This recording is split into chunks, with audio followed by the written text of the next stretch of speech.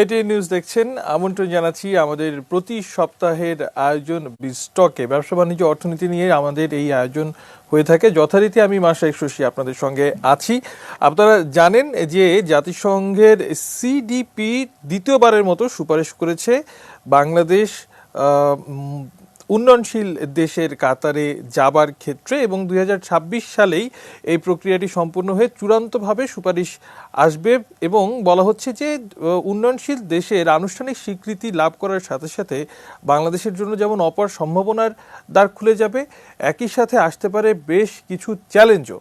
কি সেই চ্যালেঞ্জ, কি সে সকল সম্ভাবনা, কিভাবে সম্ভাবনা পুরোটা কাজে লাগাতে পারি, চ্যালেঞ্জ পূরণের সক্ষমতা আমাদের কতটুকু আছে, সেগুলো নিয়েই মূলত কথা বলবো। এবং একই সাথে দেশের ফার্মাসিউটিক্যাল সেক্টরে কী ধরনের পরিবর্তন আসতে পারে সেটি নিয়ে তো আলোচনা হবেই। কেননা আজকে আমাদের সঙ্গে অতিথি হিসেবে অনলাইনে যুক্ত হচ্ছেন KSM মুস্তাফিজুর রহমান, ব্যবস্থাপনা পরিচালক ওয়ান ফার্মা লিমিটেড। যারা মুস্তাফিজুর রহমান, আমন্ত্রণ জানাচ্ছি আপনাকে। আপনাকে ধন্যবাদ। এটিএন বাংলাকেও ধন্যবাদ। এটিএন নিউজে আছি আমরা। প্রথমে যে ব্যাপারটি যে ব্যাপারটি আপনাকে আপনার মতামত একটু নিতে চাই, যে এই এলডিসি গ্রুপ বা যেই দেশের স্ট্যাটাস করার কথা বলা হচ্ছে 1975 থেকে এটির শুরু, এর মধ্যে 5টি দেশ ইতোমধ্যে এই গ্রুপ থেকে বের হয়ে উন্নয়নশীল দেশের মর্যাদা গ্রহণ করেছে, এবং বাংলাদেশ প্রথম দেশ যারা 3টি ক্ষেত্রেই, অর্থাৎ হিউম্যান অ্যাসেট ইন্ডেক্স বা ইকোনমিক্যাল ভালনারেবল ইন্ডেক্স যদি বলি বা গ্রস ন্যাশনাল ইনকাম ইন্ডেক্স, প্রত্যেকটা সূচকেই আমরা সক্ষমতার পরিচয় দিয়েছি। এই যে দীর্ঘ একটি জার্নির একটি সমাপ্তির পথে অন্তত বলা যায়, নতুন আরেকটি জার্নি শুরু করার মুখের উপরে দাঁড়িয়ে আছি, কিভাবে দেখছেন বাংলাদেশের এই পদযাত্রা? ধন্যবাদ। প্রথমেই আমি বলবো যে একটা গরিব দেশ থেকে ধনী দেশের পদমর্যাদায় যাবার যে আনন্দ, সেটা অসাধারণ। এবং এই অর্জনের জন্য আমরা এর সাথে সংশ্লিষ্ট সরকারি পর্যায়ের, বেসরকারি পর্যায়ের যারা এর সঙ্গে জড়িত, এবং সাধারণ জনগণ, যে আমাদের দেশের কৃষক, শ্রমিক এবং ব্যবসায়ী, অর্থনীতিবিদ, রাজনৈতিক নেতা, প্রত্যেককে আমরা সাধারণ মানুষের পক্ষ থেকে তাদেরকে অসংখ্য ধন্যবাদ জানাবো। যে এবং মাননীয় প্রধানমন্ত্রী এবং সরকার প্রধান, তাদের যে এই দূরদর্শী নেতৃত্বের কারণে আমরা এটা অর্জন করতে পেরেছি। এ কারণে আমি সংশ্লিষ্ট সবাইকে ধন্যবাদ জানাবো। আমি নিজেও খুব গর্ববোধ করছি। একটু যদি পিছনের দিকে বলতে হয়, তাহলে জাতিসংঘ 1960 সালের দিকে, এগুলো আপনাদের সবারই জানা, তবু একটু আমি বলি যে 60 সালে এই ধারণাটা সৃষ্টি হয় যে সারা পৃথিবীর দেশগুলোকে তারা ধনী গরিব এইভাবে ভাগ করা হয়েছে। সেই সময় কিন্তু মাত্র 25টা দেশ আপনার এই এলডিসির ভিতরে ছিল। এলডিসি কেও আবার তারা লো ইনকাম কান্ট্রি, আবার মিডল লো ইনকাম কান্ট্রি, আবার ধরেন এই ধরনের ভাগে ভাগ করা হয়েছে। সেই 25টা থেকে এটা সর্বোচ্চ, এটা আপনার 39টা পর্যন্ত বোধহয় এলডিসি কান্ট্রিতে উন্নীত হয়েছে। আমরা বাংলাদেশ এই যে আমাদের অর্থনৈতিক ভঙ্গুরতা এবং পরিবেশের ভঙ্গুরতা এবং মানব সম্পদ উন্নয়ন এবং পার ক্যাপিটা ইনকাম, এটা আমরা বিগত এক দশকে এবং তার সময় থেকে যেটা আমরা অভাবনীয় পরিবর্তন এনেছি, যেটা আমাদের দেশের মানুষের দারিদ্র বিমোচন হয়েছে, আমাদের কৃষি ক্ষেত্রে যে ধারাবাহিক উন্নয়ন, আপনি হয়তো জানেন যে এটা কিন্তু আপনার যে অর্থনৈতিক ভঙ্গুরতার মধ্যে যদি আপনি এগ্রিকালচারে যদি আমরা এই স্ট্যাবিলিটি রাখতে না পারতাম, আমরা কিন্তু এটা আমরা হারায় ফেলতাম। এবং আমাদের যে জনাব মুস্তাফিজুর রহমান, নিঃসন্দেহে এই বাংলাদেশ বিগত কয়েক দশকে যে সকল সাফল্য দেখিয়েছে, সেই সাফল্যের একটি আনুষ্ঠানিক স্বীকৃতি তো আমরা বলতেই পারি। কিন্তু একই সাথে যে আলোচনাটা এই মুহূর্তে আসছে, যে 2026 সালে আনুষ্ঠানিক স্বীকৃতি পাবার পর বাংলাদেশ এই মুহূর্তে যে সকল শুল্ক মুক্ত বা কোটা মুক্ত সুবিধা পায় বহির্বিশ্বে, স্বল্প সুদে ঋণের ক্ষেত্রে যে সকল সুবিধা পায়, বা মেধাস্বত্ব বিধিনিষেধ কড়াকড়ি ঠিক অতটা হয় না এলডিসিভুক্ত দেশ হওয়ার কারণে বাংলাদেশের উপরে, যার কারণে বেশ কিছু ক্ষেত্রে বিশেষ করে ওষুধ শিল্পে তো বেশ সুবিধা পায়। সে সকল সুবিধাগুলো হারিয়ে যাবে, হয়তোবা জিএসপি সুবিধা 2029 পর্যন্ত থাকবে, এরপর নতুন করে দিন দরবার করতে হবে। এই যে চ্যালেঞ্জগুলো, সেই চ্যালেঞ্জটা মোকাবেলার জন্য 5 বছর সময়কে আপনি কিভাবে দেখছেন? জি, আমি বলবো যে এই চ্যালেঞ্জটা যদি আমরা যথাযথভাবে আমরা উত্তরণ করতে পারি, তাহলে আমরা যে ডেভেলপিং কান্ট্রির মধ্যে আমরা আরো উন্নততর দেশ, যেমন ধরুন ডেভেলপ কান্ট্রি হিসেবে আমরা যে 2040 সালের মধ্যে আমরা যে লক্ষ্যমাত্রা নির্ধারণ করেছি, আমাদের যে সাস্টেইনেবল ডেভেলপমেন্ট গোল যেগুলো, এগুলোকে যদি আমরা যথাযথভাবে উত্তরণ করতে পারি, তাহলে কিন্তু বাংলাদেশ আরেকটি ধাপে উন্নত হবে। চ্যালেঞ্জটাই হলো প্রধান। এখন যে কোনো চ্যালেঞ্জের জন্য কি করতে হয়, চ্যালেঞ্জ মোকাবেলার জন্য আমরা যারা কর্পোরেট ওয়ার্ল্ডে আছি, আমরা চ্যালেঞ্জকে কিন্তু অপরচুনিটি হিসেবে দেখি। চ্যালেঞ্জকে মোকাবেলা করার জন্য অ্যাকশন প্ল্যান তৈরি করতে হয়, চ্যালেঞ্জকে মোকাবেলা করার জন্য স্ট্র্যাটেজি ফর্মুলেট করতে হয়। এই কারণে আমি বলবো যে আমাদের উন্নয়নটা কিন্তু বেসরকারি খাত থেকে আসতে হবে, এবং বেসরকারি খাতকে সরকার এখানে পৃষ্ঠপোষক এবং এটাকে করা, যেটাকে বলে যে রাষ্ট্রই যেন এই বেসরকারি প্রতিষ্ঠানের মালিক, এরকম বিহেভিয়ার করতে হবে।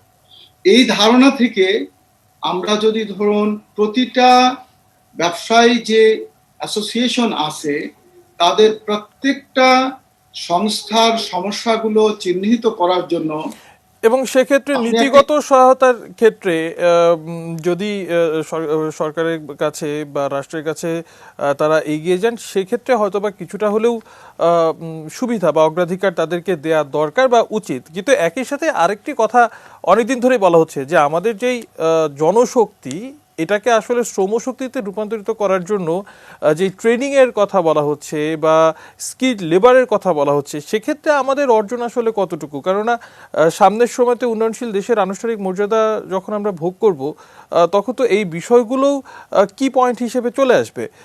আপনি কতটুকু অগ্রগতি সেখানে দেখছেন? দেখুন, যে আমরা যে এলডিসি গ্রুপ থেকে যে বেরিয়ে আসছি, তার কিন্তু অন্যতম প্রধান কিন্তু হিউম্যান ডেভেলপমেন্ট ইন্ডেক্স, এবং যে জায়গাটা আমাদেরকে ধরে রাখতে হবে, উন্নয়নের পূর্ব শর্ত হলো গবেষণা। এই যে আমি যে কথাটি বলতে চাইছিলাম যে চ্যালেঞ্জ মোকাবেলার জন্য স্ট্র্যাটেজি ফর্মুলেট করতে হয়, চ্যালেঞ্জ মোকাবেলার জন্য আমাদের অ্যাকশন প্ল্যান তৈরি করতে হয়। আমরা মানব সম্পদ যদি আমরা উন্নয়ন করতে চাই, তাহলে কিন্তু শিক্ষা এবং প্রশিক্ষণই হলো প্রধান মানব সম্পদ উন্নয়নের প্রধান উপাদান। আমাদের শিক্ষা কারিকুলামে যে ধরনের আমাদের এই ধরুন যদি ইন্ডাস্ট্রি ডেভেলপ করতে হয়, যেমন ধরুন কৃষি ক্ষেত্রে যদি আমি বলি, কৃষি ক্ষেত্রে আমাদের কৃষি ভিত্তিক শিল্প করতে হলে কৃষি গবেষণা প্রতিষ্ঠান আছে, কিন্তু কৃষি শিল্প গবেষণা প্রতিষ্ঠান নাই। তাহলে আমাকে চিহ্নিত করতে হবে যে আমাকে ইন্ডাস্ট্রিকে সাপোর্ট দিতে হলে যদি আমার ইন্ডাস্ট্রির উপর গবেষণা প্রতিষ্ঠান না থাকে, এখন আমাদের দেশে নাই, এটাকে আমার চিহ্নিত করবে কারা? যারা কৃষির সাথে সংশ্লিষ্ট যারা আছেন, সেই সমস্ত বিজ্ঞ সম্প্রসারণ কর্মী, শিক্ষাকর্মী এবং গবেষণা কর্মী, তাদেরকে নিয়ে উচ্চ পর্যায়ের স্ট্র্যাটেজি ফর্মুলেট করার মতো একটি উচ্চ পর্যায়ের একটা কমিটি করতে হবে।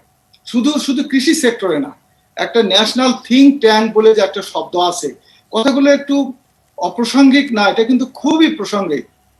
আপনি যদি চিন্তা করেন যে আমি একটা ইন্ডাস্ট্রিকে আমি একটা স্তর থেকে উন্নততর স্তরে নিয়ে যেতে চাই, আপনি গবেষণা ছাড়া এর প্রতিযোগী কারা, দেশের প্রতিযোগী কারা, আন্তর্জাতিক বাজারে প্রতিযোগিতা কারা, এটার আমরা কম্পিটিটিভ অ্যাডভান্টেজ যদি আমরা নিতে চাই, তাহলে আমার কি কি করণীয় আছে? এটা কি আপনার যদি বিজ্ঞ ব্যক্তিদের নিয়ে যদি আপনি চিন্তা ভাবনা না করে যদি ফর্মুলেশন যদি না করেন স্ট্র্যাটেজি, তাহলে এটা তো সাস্টেইন করতে পারবেন না। আমরা যদি গবেষণার ক্ষেত্রে অবশ্য আমরা বেশ খানিকটাই পিছিয়ে আছি। বিভিন্ন শিল্প খাতের কথা যদি বলেন, যদিও কৃষি খাতে বেশ কিছু গবেষণা ব্যক্তি পর্যায়ে এবং সরকারি পর্যায়ে অবশ্য হচ্ছে, যার কারণে নতুন নতুন বেশ কিছু উদ্ভাবনও আমরা দেখছি। সে প্রসঙ্গে নিশ্চয়ই আসবো। গবেষণার কথা যখন আসলো, একটু দেশের ওষুধ শিল্পের দিকে আসতে চাই। বলা হচ্ছে যে উন্নয়নশীল দেশে উত্তরণ ঘটলে সবচেয়ে বেশি চ্যালেঞ্জের মুখে পড়বে পোশাক খাত, কারণ তারা জিএসপি সুবিধা হারাবে। একই সাথে ওষুধ শিল্প মেধাস্বিত্ব যে সকল সুবিধা এখন পাচ্ছে, আমাদের ওষুধ শিল্প খাত, সেটিও তো তারা হারিয়ে যাবে 2026 সালের পর। সেক্ষেত্রে নতুন কোনো সংকট বা ওষুধের দামের ক্ষেত্রে কোনো ধরনের ভোক্তা হিসেবে আমরা উচ্চ মূল্য দিতে বাধ্য হব কিনা, সেটি আপনার কাছে নিশ্চয়ই আমি জানতে চাইবো। তবে ছোট একটা বিরতি নেবার সময় হয়ে গেছে জনাব মুস্তাফিজুর রহমান, ফিরছি কিছুক্ষণের মধ্যেই, সঙ্গে থাকুন।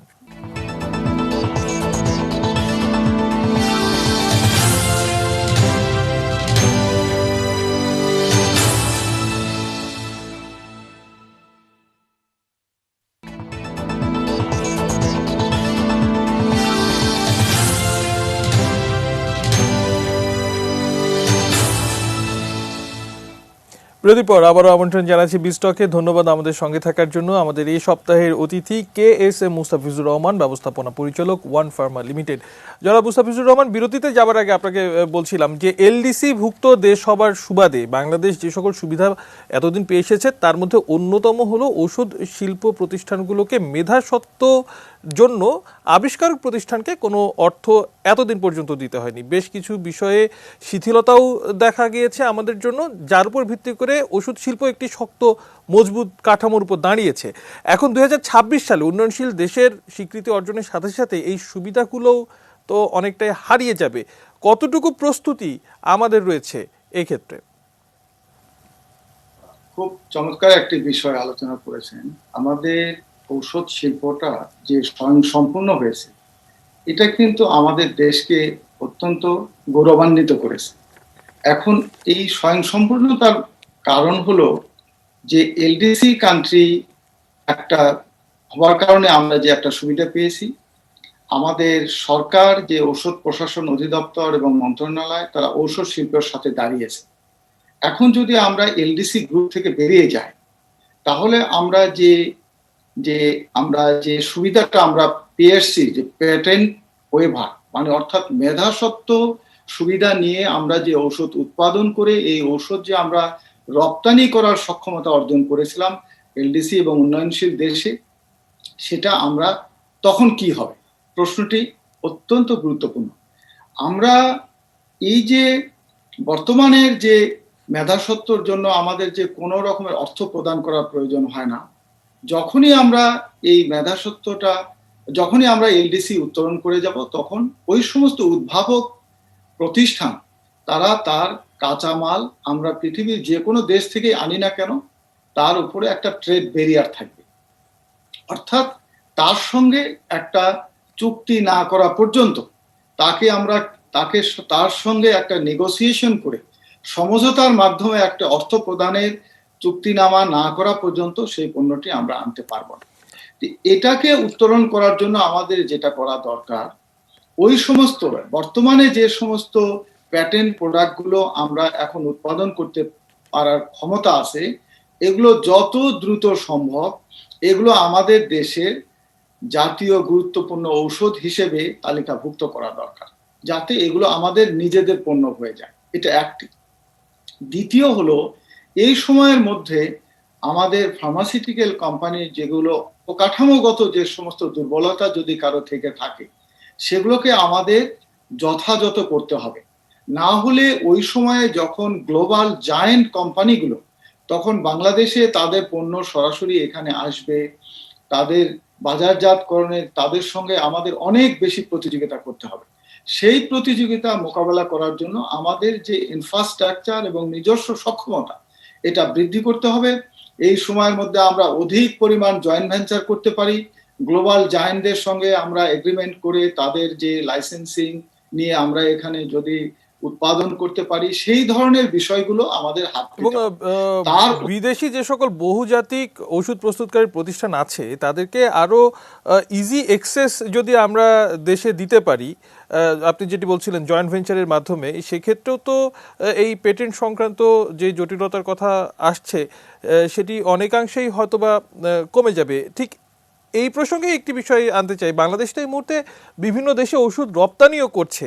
তো এই পেটেন্ট সংক্রান্ত কড়াকড়ি যখন আরোপ হবে, রপ্তানি যে সকল ডেস্টিনেশনগুলো আছে সেখানেও কি বাংলাদেশ একটি বড় চ্যালেঞ্জের মুখে পড়বে কিনা? না, এখন দেখুন, আমরা প্যাটেন্টেড প্রোডাক্টগুলো কিন্তু আমরা উন্নত দেশে আমরা রপ্তানি করতে পারি না। তখন কিন্তু আমরা এগুলো, আমাদের সম্ভাবনার দ্বারও খুলে যাবে। আমি ধনী থেকে, গরিব থেকে ধনী হবার কারণে আমার যেগুলো অসুবিধা হবে, তার চেয়ে সুবিধাই আমাদের অনেক বেশি হবে।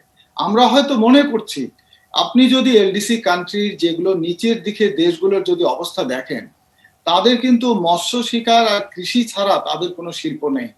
আমাদের দেশ, আমরা এটা কেন এত পরে যাচ্ছি, সেই সমস্ত প্যারামিটারে আমরা কেন পিছিয়ে থাকলাম, ওই সমস্ত দেশের সঙ্গে যদি তুলনা করা হয়, বাংলাদেশ কিন্তু অনেক অনেক বেশি উন্নত। আমরা আমাদের শিক্ষায় যে জায়গায় আমরা আছি, তার সঙ্গে যদি আপনি আফ্রিকান ওই সমস্ত দেশের তুলনা করেন, আমাদের স্বাস্থ্যের কথা যদি তুলনা করেন, আমাদের পরিবেশের জায়গাও আমরা যদি তুলনা করি, আমরা পরিবেশ আমরা যথাযথ করতে পারিনি, কিন্তু যদি এলডিসি কান্ট্রি অন্যদের সঙ্গে তুলনা করেন, তাহলে কিন্তু আমরা অনেক বেশি উন্নততর অবস্থায়, তুলনামূলক কথাটা আমি করছি। তো এই চ্যালেঞ্জটা আসবে বলে আমরা এটা নিয়ে শঙ্কিত হবার কারণ নাই, বরং আমি বলবো যে এই অপরচুনিটিকে কাজে লাগাতে হবে। জনাব ন্যাশনাল মুস্তাফিজুর রহমান, ট্যালেন্ট। আরেকটি বিষয় আমি একটু আপনার দৃষ্টি আকর্ষণ করতে চাই, যে যেমনটি বলছিলাম যে পোশাক খাতের ক্ষেত্রে জিএসপি সুবিধাটা যেমন বেশ গুরুত্বপূর্ণ ভূমিকা পালন করে 2026-এ উত্তরণের পরেও ইউরোপীয় ইউনিয়ন থেকে বলা হয়েছে যে 2029 পর্যন্ত তারা জিএসপি অব্যাহত রাখবে এবং এরপর জিএসপি প্লাস কিভাবে অর্জন করা যায় সেটি নিয়েও আলাপ আলোচনা চলছে। তো এই ঔষধ শিল্প সেক্টরের জন্য এই ধরনের কোনো গোষ্ঠীবদ্ধ বা সংঘবদ্ধ কোনো সুবিধা বা অর্গানাইজেশন আছে কিনা, বা বাংলাদেশের যে দেন দরবারের কথা সেটি কি কেবলমাত্র G2G বা একটি প্রতিষ্ঠান থেকে P2P সেভাবে হবে? রূপরেখাটা আসলে কিভাবে হওয়া উচিত?